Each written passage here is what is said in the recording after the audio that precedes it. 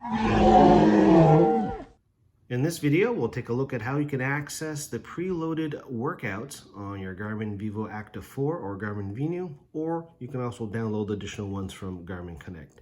So when you press start and choose one of the predefined activities such as walk, bike, etc., you can swipe up and you can access workouts. And here we have out-of-the-box predefined workouts already loaded onto our device. And all we have to do is tap on it.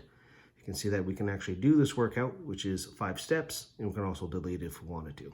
Actually tap on view and actually see the contents. Now, let's go under another activity type, such as we'll do strength, for example. Swipe up, access workouts. Here we have a whole bunch of workouts. Tap on it. Here we see we have 15 steps. And for some of these other ones, such as strength, cardio, yoga, we can actually tap on the step and you actually see the animation of what the activity involves or the step involves. So basically, if we want to do the workout, for example, we just tap on do workout and press start. And there you go, that's how you would do this workout. Now let's say you want to find some other workouts. So let's go to our Garmin Connect on our smartphone and download some more. First, from Garmin Connect, we'll tap on more, and from there we'll tap on training.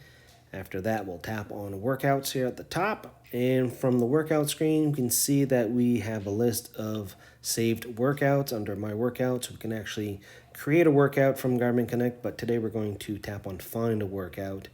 And we can see we have a whole bunch of workouts across the activities that we can download to our watch.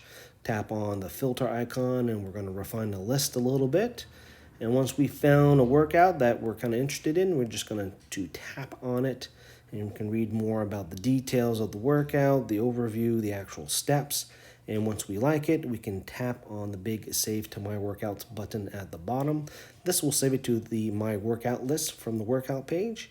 And you also notice at the top right, 2 icons appear. Tap on the 3 dots. We can edit, duplicate, rename, add it to our training plan.